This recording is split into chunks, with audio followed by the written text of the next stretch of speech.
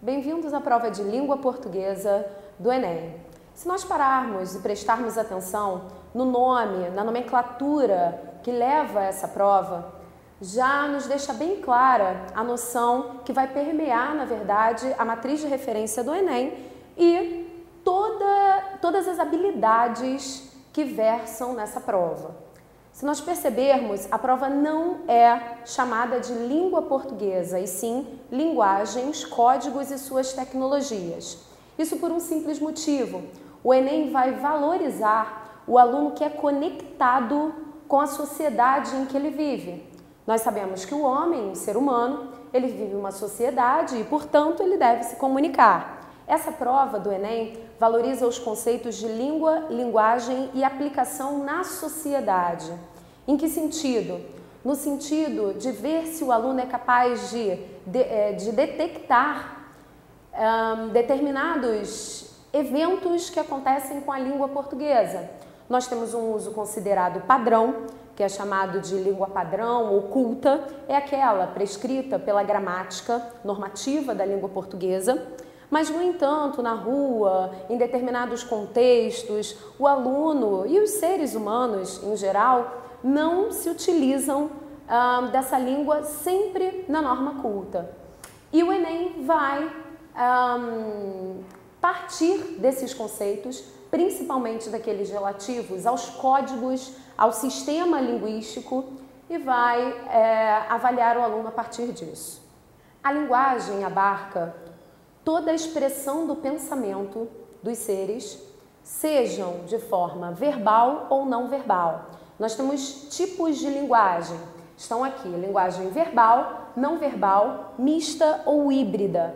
Linguagem verbal é aquela construída através de palavras. Linguagem não verbal, aquela construída através de signos não verbais, ou seja, imagens, cores, gestos. E a linguagem mista ou híbrida é quando nós misturamos o aspecto verbal e o não verbal. Por exemplo, o que acontece em charges, em que nós temos, além dos balões que dão a indicação das palavras, também o aspecto imagético, ou seja, um gesto que o personagem faz. Isso tudo contribui para o processo de compreensão textual.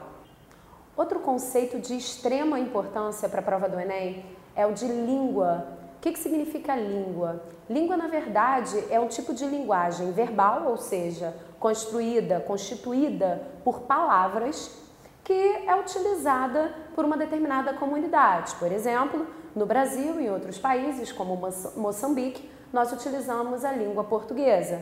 Em outras comunidades, como Estados Unidos, é utilizada a língua inglesa. Quanto a esse conceito de língua, o que nos importa é a variação que é observada na sociedade. Nós não utilizamos sempre a norma culta. Nós, por vezes, utilizamos uma linguagem mais informal, que é aquela que não se preocupa tanto com as regras gramaticais. É uma linguagem mais do dia a dia, também chamada de linguagem coloquial. As variações da língua, ou seja, as variações linguísticas, elas surgem a partir de alguns fatores. Por exemplo, a questão geográfica. É perceptível que algumas palavras utilizadas no Sudeste não são utilizadas no Nordeste. Por exemplo, aquele animalzinho, a perereca, que é chamada de perereca aqui no Sudeste, na Bahia ela é chamada de gia. No Sudeste, nós utilizamos a palavra mandioca para representar aquele determinado tubérculo. Mandioca ou aipim se utiliza aqui. No Nordeste, por exemplo, é utilizado o vocábulo macaxeira. Além disso, nós temos o fator situacional. O que significa isso? A língua, ela também depende da situação em que o emissor da mensagem, ou seja, quem fala, está. E esse fator é determinante pelo seguinte: a língua que nós utilizamos, ela alcança uma certa variação quando nós estamos com amigos, conversando, e é utilizada de uma outra forma muito mais considerada padrão e formal quando nós estamos, por exemplo, numa palestra. Um professor quando dá aula, por exemplo, para crianças de 5ª ou 8ª série, ele não pode utilizar um vocabulário muito rebuscado, um vocabulário muito difícil. Ele tem que tentar alcançar a linguagem, né, e a língua daquelas crianças. No entanto, um professor universitário, ele pode exigir um pouco mais desses alunos, ou seja, a nossa língua ela varia entre o formal e o informal, dependendo da situação. Além disso, nós temos também a questão social. É perceptível no Brasil que algumas pessoas não têm acesso à educação como deveriam.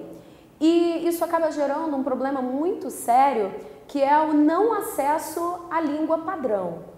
Pessoas que frequentam a escola têm acesso à língua padrão e a utilizam em determinados contextos, e pessoas que não têm acesso à língua padrão não a utilizam porque, na verdade, não tiveram o contato necessário com ela. Isso acaba gerando, sim, uma discrepância e pode até mesmo provocar problemas de comunicação. Além desses fatores, temos também a questão etária. Por exemplo, é perceptível que netos e avós têm uma diferença na linguagem. As crianças hoje, por exemplo, não se utilizam de gírias como serelepe, que eram utilizadas pelos seus avós. E também as crianças acabam utilizando palavras e gírias no geral, como por exemplo, maneiro, leque e até mesmo a linguagem relacionada à tecnologia, que não é acessível e não é relativa ao tempo dos seus avós. Além disso, nós temos também a variação em profissionais. Por exemplo, alguns vocábulos da área do direito e da medicina não são decodificados, ou seja, não são entendidos por todos os receptores da mensagem. Isso ocorre, por exemplo, quando a mãe vai levar o seu filho ao médico e esse percebe que, na verdade, a criança está com piolho. E quando ele vai se dirigir à mãe, em vez de falar piolho, ele fala para ela, olha, seu filho está com escabiose. E aí a mãe olha para ele e fala, escabiose? É o piolho, é o famoso piolho e lêndia, né? E isso pode provocar, sim, problemas no processo comunicativo. Qualquer tipo de variação, na verdade, pode promover ruídos na comunicação. É importante você perceber que ruídos na comunicação não significam problemas sérios quanto ao uso da língua. Na verdade, nós temos variações. Você trocar, por exemplo, mexerica por tangerina, isso não significa um erro quanto à linguagem, um erro quanto à norma padrão. É só, na verdade, uma outra forma de você falar. Mas é perceptível que ruídos acontecem. É importante nós aplicarmos o conceito de língua à prova do Enem. Esse conceito é diretamente apontado na competência 8, exatamente na habilidade 25, né? Nesse aspecto, o Enem vai falar sobre as variações, como a língua, na verdade, ela é utilizada no dia a dia do cidadão e, além disso, ele vai apontar também a língua como um fator de organização. A língua portuguesa, como língua materna do brasileiro, ela promove a organização não só do mundo, e o mundo aí nós entendemos num sentido realmente generalizado. Ela é capaz, por exemplo, de promover a comunicação na rua, no trabalho, você consegue utilizar, você consegue compreender bem uma revista que você lê, você consegue, na verdade, ter acesso à internet, você consegue contato com outras pessoas através da sua língua, e a língua também, ela participa da organização do próprio indivíduo. Isso é interessante nós comentarmos, porque nós estamos passando por um momento de acordo ortográfico e de unificação da língua portuguesa, tá? E nós apontarmos a língua portuguesa como marca da nossa nacionalidade, da nossa identidade, isso é muito interessante. Não só pelo aspecto relativo a todos nós falarmos da mesma forma, mas também a língua quanto ao aspecto da organização, ou seja, da identificação do indivíduo. Por exemplo, você se comunica de uma determinada forma. Algumas pessoas ficam marcadas na sociedade por certas gírias que utilizam, por certas expressões ou por uma determinada forma de falar. Isso seria a marca da identidade do brasileiro e a marca do indivíduo em si. O Enem gosta, por exemplo, nessa habilidade, trabalhar com charges da Mafalda. Quem é a Mafalda? É, na verdade, uma charge de uma menina de 7 anos que foi elaborada pelo Quino, né? Que é um chargista argentino. Só que a Mafalda chama muito atenção porque, apesar de ser uma menina, ela apresenta uma linguagem bastante formal, bem elaborada, e não só isso, ela tem, na verdade, um raciocínio fabuloso. Eu acho interessante nesse aspecto você pensar a língua da Mafalda chamando atenção. E o Enem parte muito, ele cobra muito isso, né? A Mafalda, como poderia uma criança, né, falar daquela forma? Retomando o conceito de linguagem, sobre o qual nós falamos no início da aula, que seria a expressão do nosso pensamento por meio de palavras ou gestos, nós podemos perceber em algumas competências do Enem a referência direta a esse fenômeno. Por exemplo, nós temos uma determinada competência, que seria a primeira, que faz referência à linguagem e à tecnologia. São inúmeras as questões no Enem que relacionam a nossa linguagem, o dia a dia e as tecnologias e os meios de comunicação em geral. Por exemplo, percebemos muitas questões que envolvem a internet. No ano passado, nós tivemos uma questão que foi até muito criticada sobre a entrega da declaração do imposto de renda via internet. E a pergunta era exatamente a seguinte: por que o governo brasileiro utiliza a internet como meio de comunicação com o povo?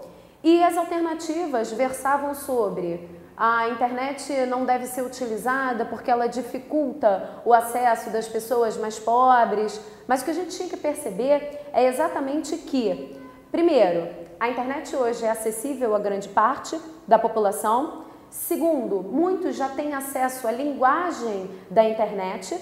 E terceiro, que na verdade há uma facilitação, né, em relação aos serviços oferecidos. Ainda sobre a internet, nós tivemos uma questão em 2009 que falava sobre as abreviações, como por exemplo VC, TB, ou com referências à fonética e à fonologia, como Naum, né? E eles perguntavam se isso poderia dificultar o entendimento entre os interlocutores. E a resposta tinha, o aluno deveria ser capaz de perceber exatamente essa acessibilidade, esse maior acesso que os indivíduos têm à internet e como, na verdade, toda essa linguagem virtual está invadindo o nosso cotidiano. A linguagem corporal também compreende uma competência do Enem. Por mais que algumas pessoas possam falar que isso não é língua portuguesa, que isso na verdade não deveria estar na parte de linguagem e tecnologia, linguagem, códigos e suas tecnologias, o que nós podemos perceber é que a linguagem corporal também é uma forma de o indivíduo expressar seus sentimentos, suas sensações. Então não tem por que o Enem não cobrar isso. E as questões versam, por exemplo, sobre certas expressões no físico, certos movimentos que as pessoas fazem com o corpo. Por exemplo, uma questão do ano passado, em que nós tínhamos alguns movimentos relacionados ao voleibol e apareceu na parte de linguagens. A linguagem corporal também é uma forma de expressão e deve ser valorizada como tal.